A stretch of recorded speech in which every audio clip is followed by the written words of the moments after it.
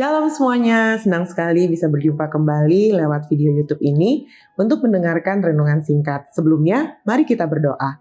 Bapa, kami mengucap syukur untuk saat ini. Terima kasih untuk kesempatan di mana kami boleh kembali merenungkan firman-Mu Tuhan untuk menjadi kekuatan bagi kami dalam menjalani hari-hari kami di depan nanti Tuhan. Terima kasih Tuhan Yesus.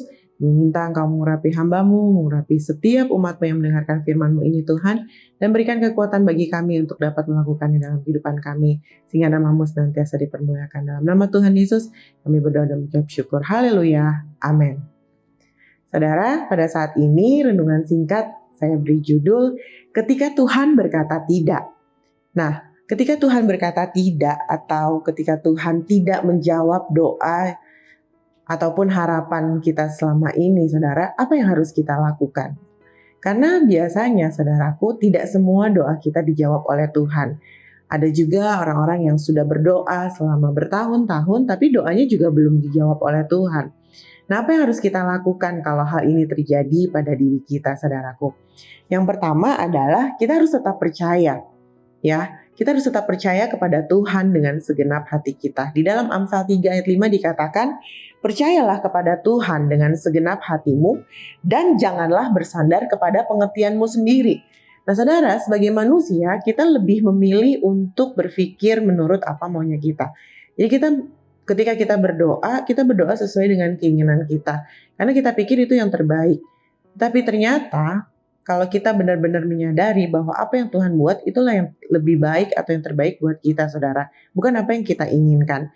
Jadi apapun yang terjadi, meskipun doa saudara dan saya tidak dijawab oleh Tuhan, atau meskipun Tuhan berkata tidak terhadap apa yang kita harapkan, kita harus tetap percaya sama Tuhan. Ya, jangan sampai kita menjadi tidak percaya lagi sama Tuhan. Nah yang kedua, saudaraku, ketika Tuhan berkata tidak terhadap apa yang kita inginkan, saudara, yang kedua adalah jangan menjadi kecewa sama Tuhan.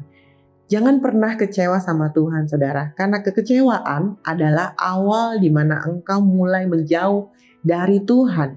Banyak orang percaya yang tadinya rajin berdoa, yang tadinya rajin beribadah, yang tadinya benar-benar sungguh-sungguh takut Tuhan dan benar-benar menaruh harapannya sama Tuhan, tetapi ketika doanya tidak dijawab oleh Tuhan, meskipun dia berkali-kali memintanya kepada Tuhan, tetapi apa yang terjadi? Dia mulai kecewa sama Tuhan. Dan kekecewaan itulah yang menjadi titik di mana dia akhirnya memiliki hubungan yang jauh daripada Tuhan, saudara. Dia tidak lagi ke gereja, tidak lagi berdoa, tidak lagi percaya, tidak lagi mau sungguh-sungguh hidup di dalam Tuhan, saudaraku. Bahkan ada sebagian orang atau tidak sedikit orang yang akhirnya mereka mulai menyalahkan Tuhan. Karena mereka kecewa, mereka mulai menyalahkan Tuhan. Padahal Tuhan sama sekali tidak pernah bersalah ataupun melakukan kesalahan dalam hidup kita, saudara. Jadi, daripada kita kecewa sama apa yang Tuhan lakukan, sehingga kita mulai mengeluh dan mengumpat Tuhan, ataupun bahkan ada juga orang-orang yang mulai tidak lagi menghormati Tuhan, saudara, lebih baik engkau mengucap syukur. Ya, bukankah kita harus senantiasa mengucap syukur untuk segala sesuatu yang terjadi dalam hidup kita? Karena itu yang paling penting, saudaraku. Jadi janganlah menjadi kecewa terhadap Tuhan. Karena Tuhan sudah memberikan segalanya bagi kita.